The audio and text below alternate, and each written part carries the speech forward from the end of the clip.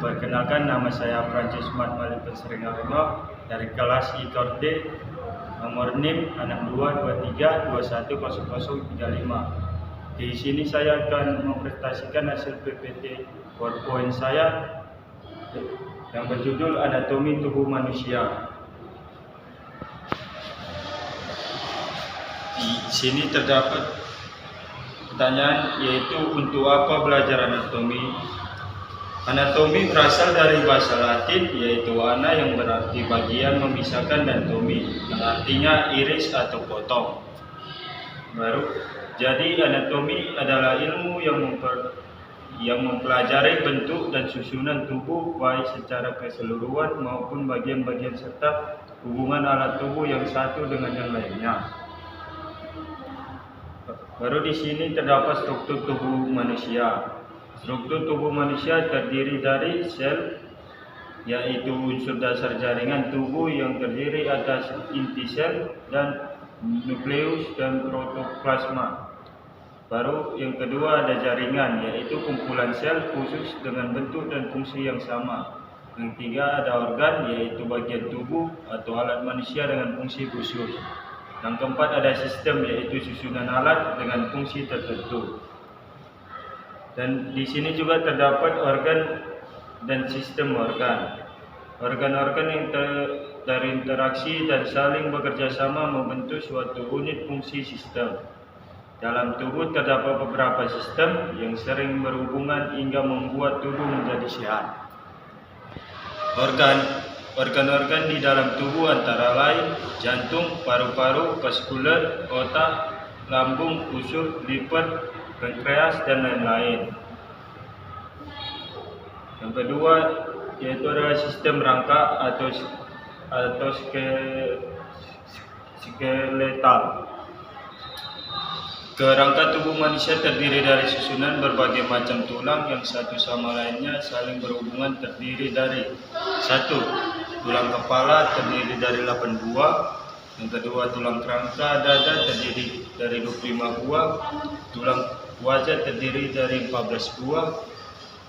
Tulang belakang dan pinggul terdiri dari 26 buah. Tulang telinga dalam terdiri dari 6 buah. Tulang lengan terdiri dari 64 buah. Tulang lidah terdiri dari 1 buah tulang kaki dan 62 buah. Dan di sini juga terdapat gambarnya. Kita lanjut ke fungsi kerangka,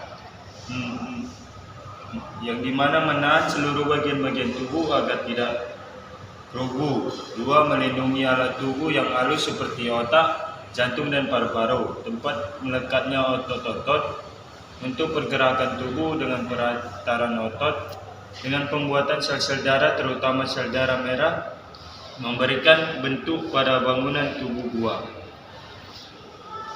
Dan di sini juga terdapat sistem saraf, yang dimana sistem saraf terdiri atas susunan saraf pusat yang mencakup otak dan sumsum tulang belakang. Sistem saraf periferi atau susunan saraf tepi terdiri atas urat-urat saraf yang berasal dari otak dan sumsum belakang. Dan sistem saraf otonom, sistem pusat yang periferi sering dikelompokkan bersama dan dilukiskan sebagai sistem saraf cerebrospinal. Yang kedua, sistem saraf otonom mencakup saraf simpatik dan parasimpatik. Yang ketiga, sistem saraf pusat berkembang dari suatu struktur yang berbentuk bumbung. Pada bumbung tersebut dapat terlihat sebuah dasar, sebuah atap, dan 2 dinding sisi sebagai pembatas suatu terusan yang terletak di tengah. Yang keempat, dalam perkembangan selanjutnya pada beberapa tempat bumbung tadi menjadi tebal, sedangkan pada tempat-tempat lain dindingnya tetap tinggal seperti semula. Di sebelah depan berkembang 2 gelembung yang tertangkup letaknya. Gelembung ini kemudian menjadi kedua belahan otak besar. Di sebelah belakang terbentuk otak kecil. Oleh karena itu atap bumbung di sini menjadi semakin tebal.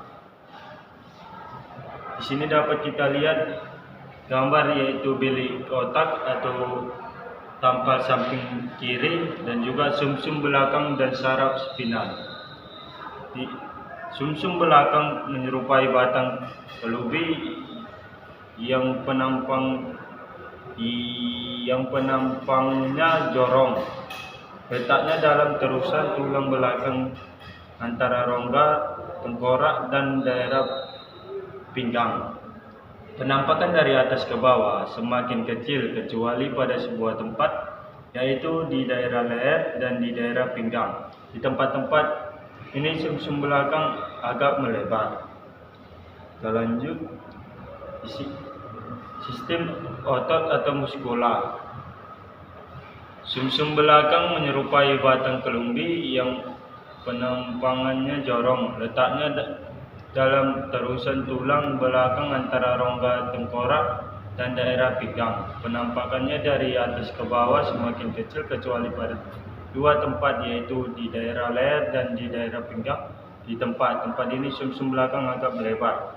Di sini kita dapat melihat gambarnya dari sistem otot atau muskulosa. Kita lanjut ke sistem pembuluh darah. Sistem pembuluh darah mencakup sistem sirkulasi dan sistem aliran limfe.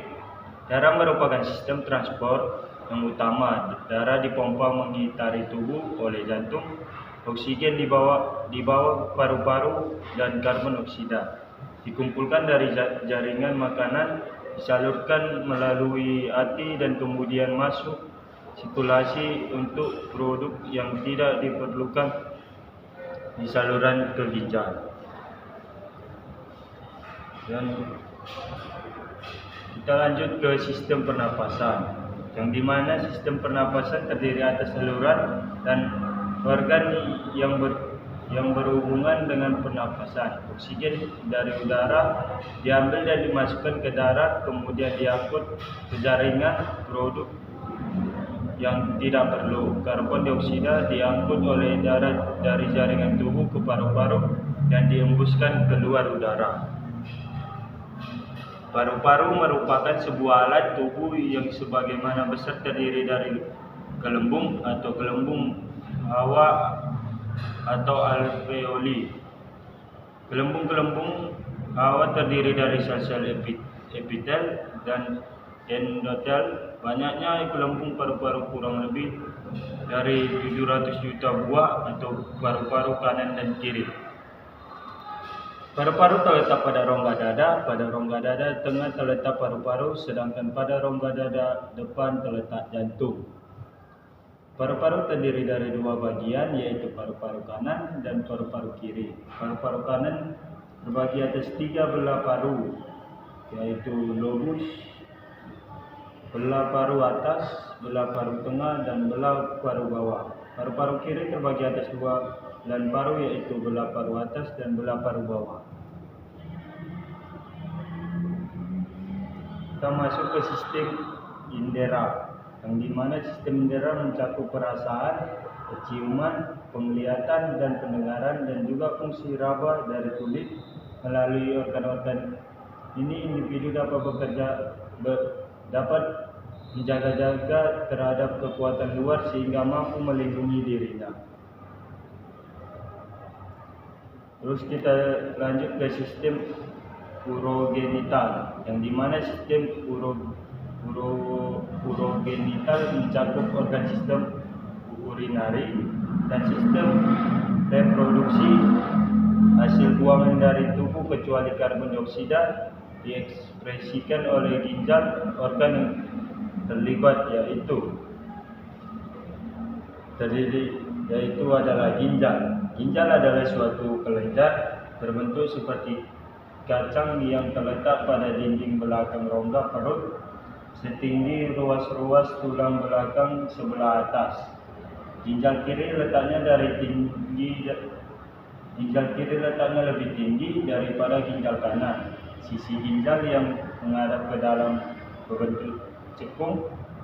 Di sini masuk nadi ginjal atau dari aorta ke dalam ginjal. Nadi ini bercabang-cabang dalam jaringan ginjal. Dan ini gambaran ginjalnya. Oke, kita lanjut ke sistem reproduksi pria. Yang dimana sistem produksi pria itu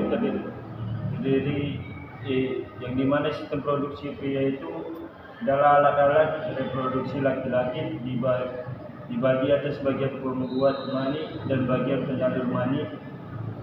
Bagian pertama berupa kelenjar kelamin, yaitu buah cakar yang berbentuk sel-sel mani. Buah cakar kanan dan kiri tergantung di dalam sebuah lipatan kulit yang berbentuk kantong dan terletak di bawah tulang. Kemaluan yang dinamakan kandung buah cakar atau skrotum. Pada sisi belakang setiap buah cakar terdapat anak buah cakar yang tergolong sebagai jalan penyalur. Dan di sini kita dapat melihat gambar buah cakarnya. Dan yang terakhir yaitu sel-sel mani keluar dari buah cakar dan masuk ke dalam anak buah cakar.